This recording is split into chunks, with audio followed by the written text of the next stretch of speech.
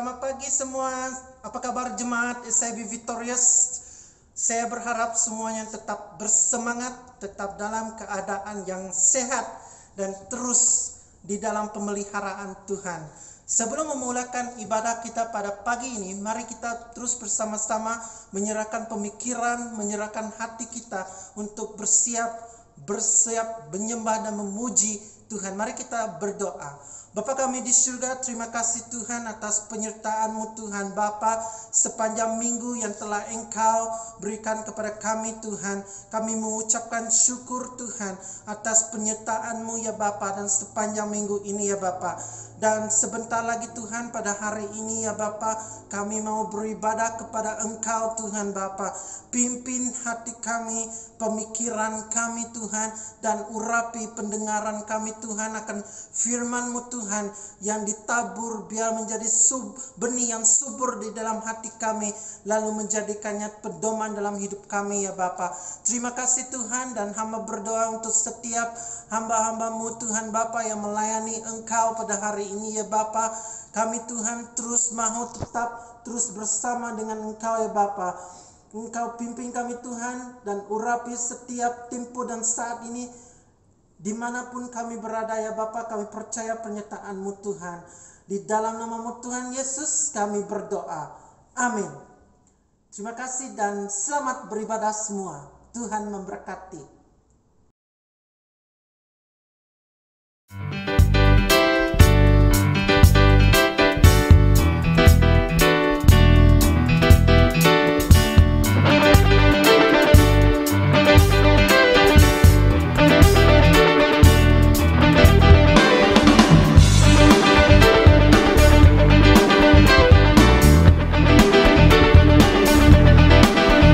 Jangan lelah bekerja di ladangnya Tuhan. Roh Kudus yang beri kekuatan, yang mengajar dan menopang. Tiada lelah bekerja bersamamu Tuhan, yang selalu mencukupkan akan segalanya. Ratakan tanah bergelombang, timbunlah tanah yang berlubang, menjadi siap dibangun di atas dasar iman. Ratakan tanah bergelombang, timbunlah tanah yang berlubang, menjadi siap dibangun di atas dasar iman.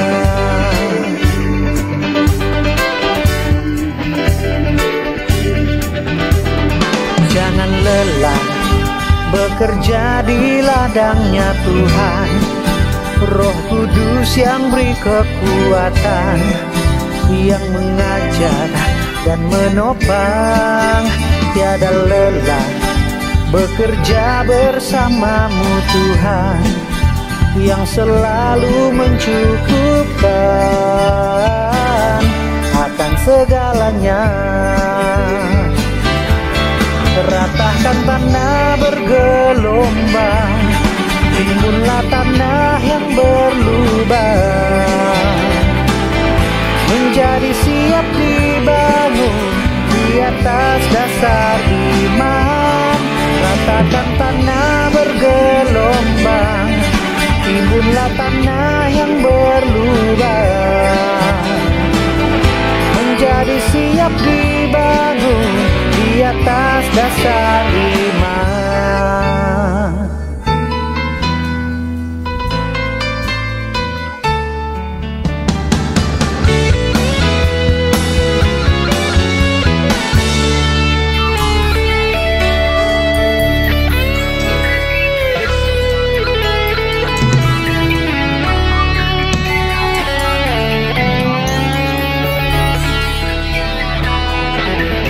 Ratakan tanah bergelombang, timbunlah tanah yang berlubang, menjadi siap dibangun di di atas dasar iman. Ratahkan tanah bergelombang, timbunlah tanah yang berlubang. Menjadi siap dibangun di atas dasar iman. Ratahkan tanah bergelombang, timbunlah tanah yang berlubang. Menjadi siap dibangun di atas dasar iman. Ratakan tanah bergelombang, timbunlah tanah yang berlubang. Menjadi siap dibangun di atas dasar iman. Menjadi siap dibangun, menjadi siap dibangun, menjadi siap dibangun di atas dasar iman.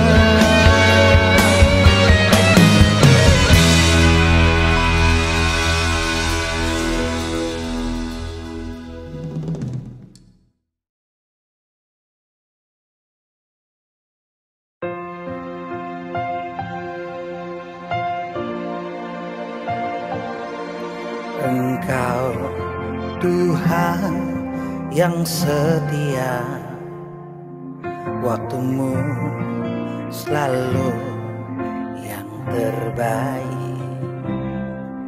Engkau Tuhan sandaranku, dan ku hanya kan berharap padamu. Satu-satunya yang ku andalkan, satu-satunya yang ku percaya. Engkau sumber kekuatan, sumber pengharapan, sumber kedamaian. Satu-satunya yang ku andalkan, satu-satunya yang ku percaya. Engkau Tuhan memberkati, Tuhan penyembuhku, Tuhan pemulihku.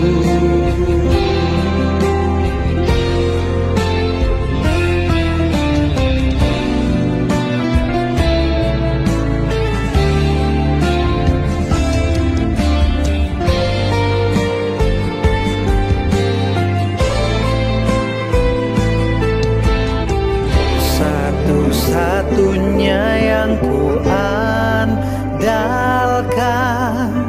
satu-satunya yang ku percaya.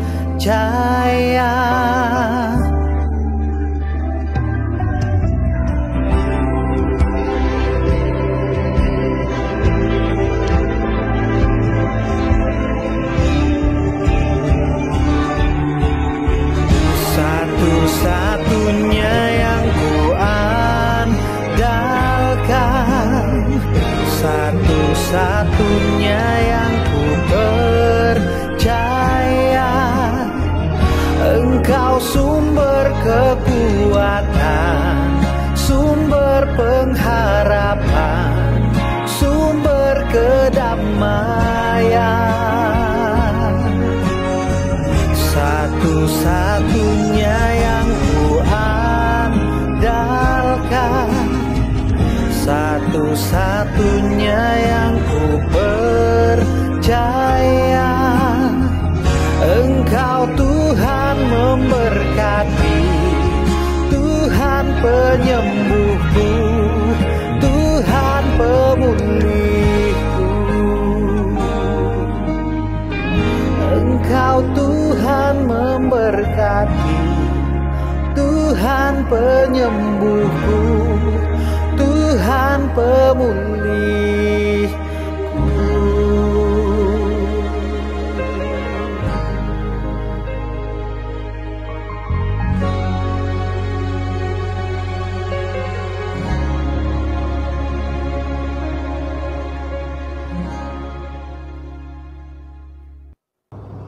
Selamat pagi, terima kasih kepada Tuhan karena sekali lagi pada pagi hari yang diberkati ini kita sekali lagi dapat berkumpul bersama-sama di dalam suasana ibadah online seperti yang kita adakan setiap hari Minggu di waktu-waktu seperti yang kita alami hari-hari ini.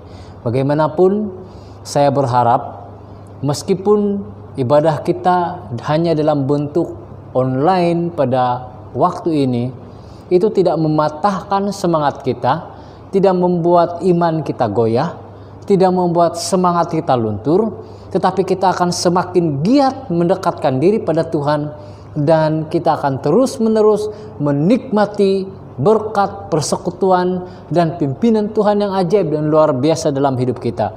Saya berdoa supaya Tuhan terus mempersatukan kita. Saya berdoa supaya gereja ICB Victorious terus-menerus diberkati Tuhan. Terus-menerus ada jiwa-jiwa baru yang datang dan melayani bersama-sama kita di dalam gereja ini. Kita berdoa supaya di gereja ini akan ada orang-orang yang memiliki visi yang sama, yaitu ingin mengungsikan Injil dan memuridkan datang dan berkumpul bersama-sama dengan kita. Sebab itu saya mau mengajak kita, sebelum kita mendengar firman Tuhan pada pagi hari yang diberkati ini, saya mau mengajak kita untuk bertenang. Mari kita lapangkan hati, lapangkan pikiran kita, dan mari kita bawa hidup kita kepada Tuhan. Saya mau kita tunduk kepala dan mari kita bersatu dalam doa. Saya pimpin dengan doa yang kedengaran. Bapa di sorga, Bapa yang kami kenal, di dalam nama Tuhan Yesus Kristus, Tuhan dan Juru Selamat kami yang hidup dan berkuasa, kami bersyukur kepadamu ya Tuhan, sebab sekali lagi pada pagi hari yang diberkati ini, Tuhan memberkati hidup kami. Tuhan masih memberi ruang dan peluang bagi kami untuk meninggikan nama Tuhan, untuk mempermuliakan nama Tuhan, untuk menikmati kasih, pemeliharaan dan berkat-berkat Tuhan yang ajaib dan luar biasa untuk kami. Dan kami percaya Tuhan di dalam ibadah kami pada pagi hari yang diberkati ini, sepanjang ibadah kami akan menikmati kasih Tuhan. Kami akan menikmati kuasa Tuhan yang berkarya, yang bekerja di antara kami. Bahkan kami akan menikmati berkat-berkat Tuhan yang ajaib dan luar biasa. Mari Tuhan Engkau berbicara kepada kami secara pribadi. Biarlah namamu ditinggikan dan dipermuliakan. Biarlah kuasa-Mu semakin nyata dalam hidup kami. Di dalam nama Tuhan Yesus Kristus. Mari semua anak-anak Tuhan katakan sama-sama amin. Anak-anak Tuhan yang diberkati, seperti yang kita fahami bahwa sepanjang bulan ini kita mau belajar, kita mau menghayati satu tema yang sederhana, yaitu kasih yang sempurna. Pada minggu-minggu yang lalu kita telah memahami bahwa kasih yang sempurna itu hanya dari Tuhan. Dan kita juga memahami arti kasih yang sebenarnya. Dan arti kasih yang sebenarnya inilah yang Tuhan mau supaya menjadi nyata dalam hidup kita. Kita dapat melakukan dalam kehidupan kita sehari-hari. Supaya kita mempraktikkan kasih seperti yang Tuhan mau di dalam hidup kita sehari-hari. Malang sekali, ada banyak orang di dalam dunia ini, bahkan orang-orang Kristen tidak terkecuali orang-orang percaya, masih gagal untuk hidup dalam kasih. Jauh sekali untuk menikmati satu yang dinamakan sebagai kasih yang sempurna. Sebab kasih yang sempurna itu hanya dapat dilakukan, dikerjakan oleh Tuhan, oleh Yesus Kristus. Tetapi sekurang-kurangnya kita mau hidup dalam kasih. Dan kita ada satu usaha untuk berjalan di dalam kasih. Berjalan sebagai orang-orang yang menghidupi kasih, mengerjakan kasih, dan mentransfer kasih itu kepada banyak orang yang ada di sekeliling kita. Tetapi seperti yang saya katakan awal-awal tadi, bahwa ada orang-orang tertentu yang tidak dapat hidup dalam kasih. Nah, saya mau menjawab persoalan ini. Mengapa banyak manusia tidak dapat hidup dalam kasih? Kalau kita pelajari dalam Alkitab, rupa-rupanya ada beberapa sebab yang membuat orang itu tidak dapat hidup dalam kasih. Apabila kita mengerti tentang sebab ini, kita akan tahu apa yang perlu kita buat selanjutnya dalam hidup kita. Supaya kita dapat hidup dalam kasih, maka penyebab-penyebab yang mengakibatkan orang tidak dapat hidup dalam kasih ini harus kita hindari. Harus kita jauhi dan harus kita tolak dalam hidup kita. Apakah saja penyebab-penyebab yang membuat orang tidak dapat hidup dalam kasih itu? Yang pertama kita dapat pelajari di dalam Kolose 1 ayat 20 hingga 22. Saya mau bacakan bahagian firman Tuhan dalam Kolose 1 20 hingga 22. Firman Tuhan dalam bahagian ini berkata begini: oleh Dialah ia memperdamaikan segala sesuatu dengan dirinya, baik yang ada di bumi maupun yang ada di surga, sesudah ia mengadakan perdamaian oleh darah salib Kristus. Ayat 21, juga kamu yang dahulu hidup jauh dari Allah dan yang memusuhinya dalam hati dan pikiran seperti yang nyata dari perbuatan yang jahat, sekarang diperdamaikannya di dalam tubuh jasmaninya Kristus oleh kematiannya, untuk menempatkan kamu kudus dan tak bercela dan tak bercacat di hadapannya. Ini berbicara tentang pekerjaan Tuhan, misi Tuhan, perbuatan Tuhan. Nah, apabila kita melihat perbuatan Tuhan yang begitu luar biasa itu, Dia menyucikan, Dia menguduskan itu, apakah yang kita dapat pelajari dari situ? Ternyata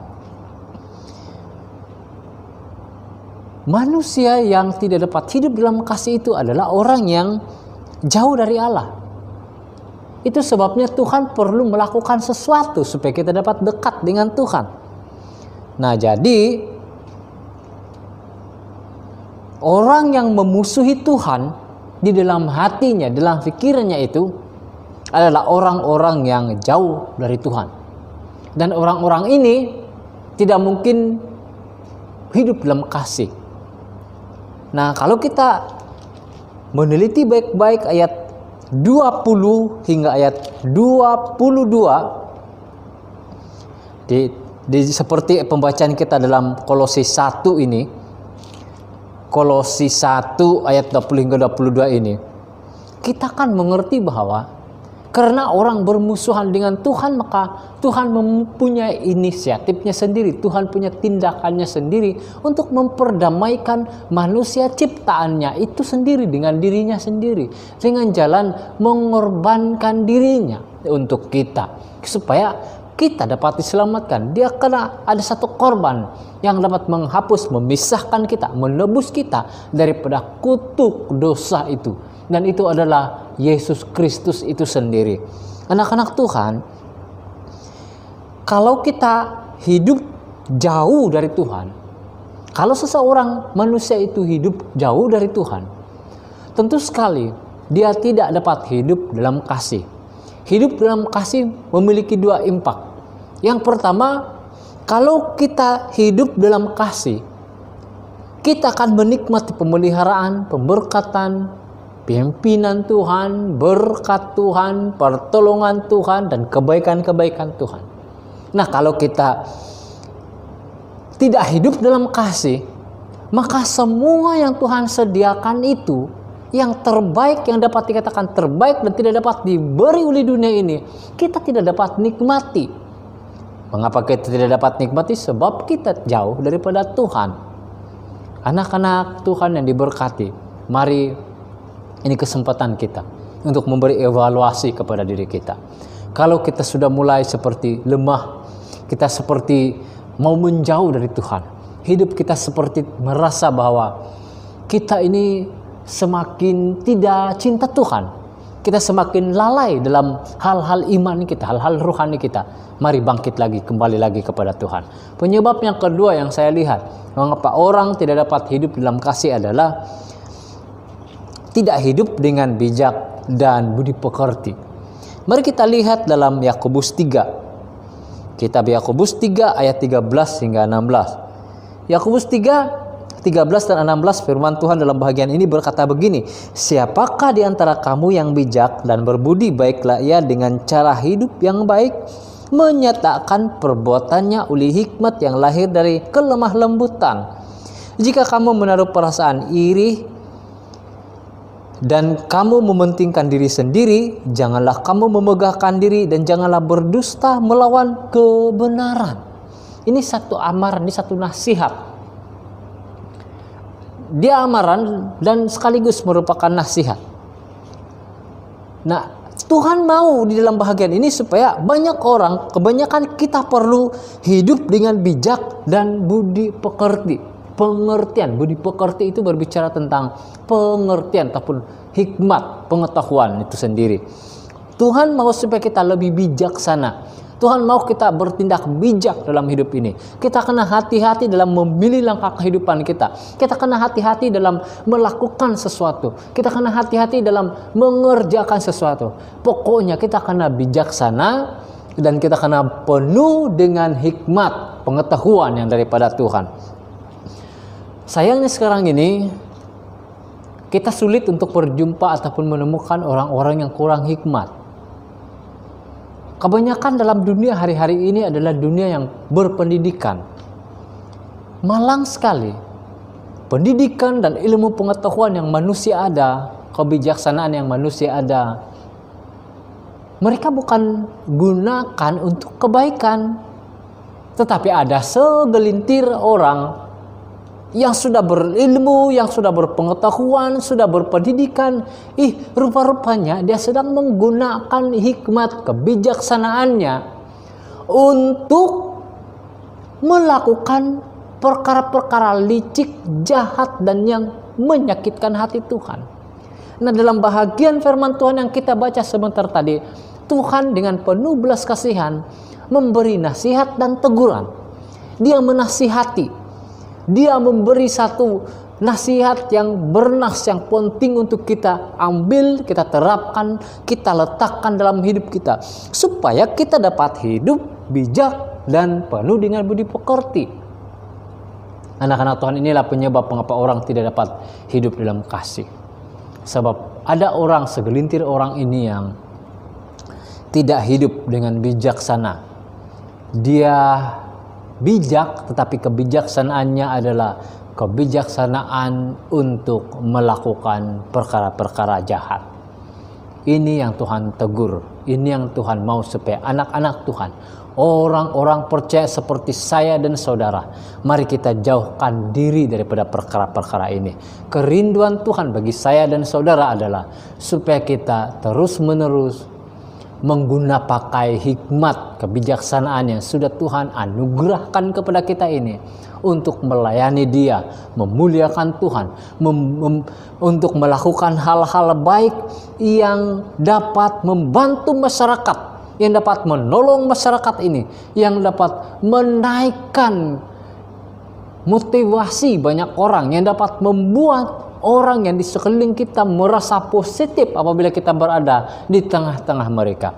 Nah, kalau kita kehilangan semuanya ini, maka kita tidak dapat hidup dalam kasih dan kita tidak dapat menikmati keistimewaan-keistimewaan seorang yang hidup dalam kasih itu sendiri. Anak-anak Tuhan, yang ketiga, mengapa orang tidak dapat hidup dalam kasih? Padahal seperti yang kita mengerti bahwa hidup dalam kasih itu adalah satu yang luar biasa, dan kita tahu kasih itu adalah Allah itu sendiri.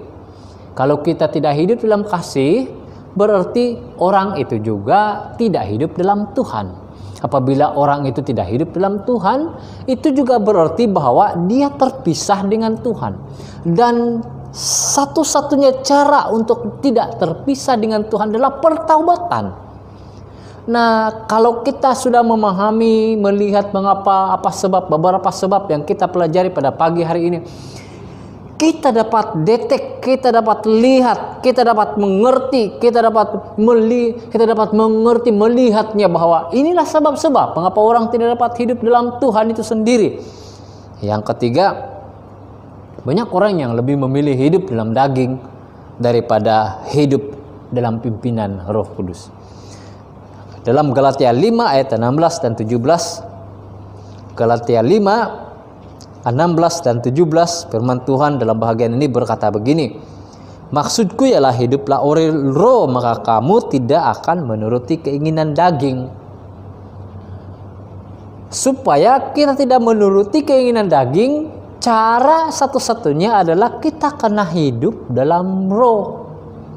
Arti hidup dalam roh adalah hidup dalam persekutuan dengan Tuhan. Dan kita semua memahami, kita semua mengerti, orang yang hidup dalam persekutuan dengan Tuhan itu adalah orang yang taat dalam doa. Orang yang menghayati kebenaran firman dan melakukan firman Tuhan itu. Orang itu juga akan mengungsikan, memberitakan, memberkati orang lain dengan firman Tuhan yang sudah dia hayati, yang sedang dia kerjakan. Dia dapat bersaksi sedemikian rupa kepada orang lain sebab dia sedang mengalami kebenaran firman Tuhan itu bekerja di dalam hidupnya sendiri. Itu sebabnya dia mampu bersaksi dengan sangat luar biasa. Dia tidak mencari-cari ayat lagi apa yang perlu dia katakan kepada orang untuk bersaksi, menyaksikan kebaikan Tuhan, menyaksikan betapa luar biasanya Tuhan, menyaksikan bahwa mukjizat Tuhan itu nyata sebab dia hidup di dalam sana. Dia hidup dalam mukjizat Tuhan, dia hidup dalam kebaikan Tuhan, dia hidup dalam berkat Tuhan. Itu makanya dia senang untuk mengungsikan kepada banyak orang. Dan inilah yang dinamakan sebagai orang yang hidup dalam roh. Orang yang dipimpin oleh roh. Orang yang hidup dalam pimpinan Roh Kudus. Jemaat-jemaat Tuhan yang diberkati. Kalau kita mempelajari apakah keinginan roh, kita boleh melanjutkannya dalam ayat 22 hingga ayat 24 pembacaan kita. Dan dia sangat kontra dengan ayat yang 19 hingga ayat 21 ini. Ini bicara tentang keinginan daging, Galatia 5 ayat 19. Kalau saya baca ayat 19, perbuatan daging telah nyata, yaitu percabulan, kecemaran, hawa nafsu, penyembahan berhala, sihir, perseteruan, perselisihan, iri hati, amarah, kepentingan diri sendiri, percideraan, roh pemecah, kedengkian, kemabukan, pesta pora, dan sebagainya. Artinya kalau dia tuliskan dan sebagainya, itu sudah merangkumkan semua perkara-perkara jahat, perkara-perkara illegal yang biasa orang-orang tidak kenal Tuhan buat di dalam dunia ini. Kita sebutkan saja apa saja. Kalau itu illegal, kalau itu perkara-perkara yang menyakitkan hati Tuhan, bertentangan dengan kebenaran, itu adalah perbuatan yang termasuk sebagai perbuatan daging. Kerinduan Tuhan bagi kita adalah hidup oleh roh. Mengapa orang gagal hidup dalam kasih? Sebab dia tidak hidup menurut pimpinan roh. Kita akan hidup dan meminta pimpinan Roh Kudus. Mengapa kita perlu meminta pimpinan roh? Sebab secara manusiawi memang kita tidak mampu. Kita tidak dapat buat dengan kekuatan manusia. Kita perlu Tuhan yang memampukan kita. Kita perlu Roh Kudus memampukan kita berjalan dan menguatkan langkah-langkah kaki kita. Memang selalu ada kesilapan sebagai manusia, selalu ada kesalahan sebagai manusia. Tetapi selagi Roh Kudus memimpin kita, ada harapan bagi kita untuk maju terus di dalam kehendak Tuhan. Inilah sebab-sebab mengapa orang tidak dapat hidup dalam kasih. Saya mau ulangi lagi. Pertama, sebab orang tidak dapat hidup dalam kasih adalah karena hidup orang itu sendiri jauh dari Tuhan dan dia sangat memerlukan Tuhan. Terima Tuhan, sebab Tuhan sudah berkorban bagi kita. Izinkan Tuhan menguasai hidupmu, sebab itulah kerinduan Tuhan. Dia mau menebus kita, dia mau memanggil kita, dia sedang memanggil-manggil kita, dia mau merebut kita dari api penyiksaan neraka itu, dan hanya Yesus yang mampu melakukan hal itu. Yang kedua, penyebab orang tidak dapat hidup dalam kasih adalah karena orang itu tidak hidup bijak dan penuh budi pekerti.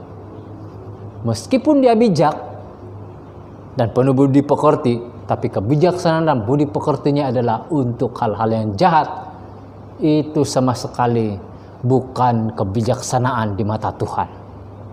Itu adalah kebodohan di mata Tuhan. Dan yang ketiga, mengapa orang tidak dapat hidup dalam kasih? Karena orang itu tidak hidup dipimpin oleh Roh. Sebab itu pada pagi hari yang diberkati ini, bukakan hatimu, bukakan pikiranmu, bukakan hidupmu. Undang Roh Kudus masuk dalam hatimu. Katakan kepada dia, ini saya Roh Kudus, pimpin hidup saya, kuasai hidup saya. Saya mau berjalan dalam pimpinan Roh sebab saya sadar saya lemah. Saya memerlukan Roh Kudus untuk menguatkan, memimpin hidup ini. Berdoalah demikian, maka Tuhan akan melakukan hal-hal ajaib dan luar biasa di dalam hidupmu. Saya mau berdoa bagi kita semua, apapun pergumulanmu, mari kita letakkan di kaki salib Kristus. Tuhan penuh belas kasihan. Dia selalu menolong, sentiasa memberi pertolongan yang tepat pada waktunya kepada saya dan saudara apabila kita memerlukannya. Kalau kamu di dalam kesusahan, saya berdoa supaya Tuhan memberi jalan keluar. Tuhan membuka pintu-pintu penyelesaian bagi semua pergumulan, permasalahan hidupmu.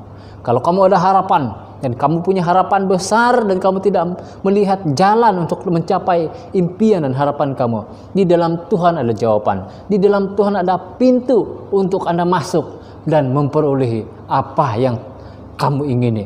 Sebab dengar baik-baik, Tuhan yang kita kenal itu adalah sumber segala sesuatu. Bahkan dia bukan saja sumber segala sesuatu. Tuhan yang kita kenal dan kita sembah itu adalah pengawal segala sesuatu. Dia sumber dan dia yang mengawal segala sesuatu. Bukan saja dia mengawal segala sesuatu, dia yang membekalkan segala sesuatu. Kalau begitu berarti semua berada di dalam tangan Tuhan, dan itulah dia tangan kasih yang sedang menunggu engkau. Dan marilah kita hidup dalam kasih, dan biarlah kita menikmati kasih yang sempurna bekerja di dalam kita, mengerjakan hal-hal luar biasa dalam hidup kita. Tunduk kepala dan saya mau berdoa. Yang sakit Tuhan jamah dan beri kesembuhan. Dan saya mau berdoa juga untuk mereka yang memberi, baik yang memberi pemberian persembahan derma maupun yang memberi persepuluhan, mengembalikan persepuluhan. Saya mau berdoa bagi Anda supaya untuk semuanya ini nama Tuhan Yesus Kristus ditinggikan dalam hidup kita. Mari kita berdoa. Bapa kami di surga, kami bersyukur kepadamu ya Tuhan atas kebaikan-Mu, atas pimpinan-Mu, kasih setiamu, dan pekerjaan-Mu yang ajaib dan luar biasa dalam hidup semua orang-orang percaya. Pada pagi hari yang diberkati ini, kami bersyukur ya Tuhan, sebab kami telah mendengar kebenaran firman-Mu, dan terjawablah bagi kami persoalan, mengapa saya berusaha untuk hidup dalam kasih dan saya gagal. Rupa-rupanya ada beberapa penyebab, seperti yang sudah kami pelajari sebentar tadi. Tolong kami hidup dalam pimpinan Roh Kudus, sebab kami tahu satu-satunya cara untuk kami dapat hidup dalam kasih Tuhan adalah apabila kami dipimpin oleh Roh Kudus. Bukan oleh kekuatan kami lagi, tapi oleh kekuatan tangan Tuhan. Maka kami dapat berjalan dan menjalani hidup ini sesuai dengan kehendak dan rancangan Tuhan. Bapa di surga, saya berdoa untuk semua anak-anak Tuhan yang ada pergumulan, beban berat, lepaskan mereka ya Tuhan. Yang ada impian, ada harapan dalam nama Tuhan Yesus, berikan kepada mereka sesuai dengan kemurahan-Mu. Yang sakit Engkau jamah dan beri kesembuhan kepada mereka. Yang sedang berduka cita, Tuhan Engkau hiburkan, beri kekuatan yang baru, beri semangat hidup yang baru ya Tuhan. Oh Tuhan, dalam nama Tuhan Yesus, kesempatan pagi hari ini juga saya mau berdoa bagi anak-anak Tuhan. Apapun pergumulan dan harapan mereka, Engkau memberkati.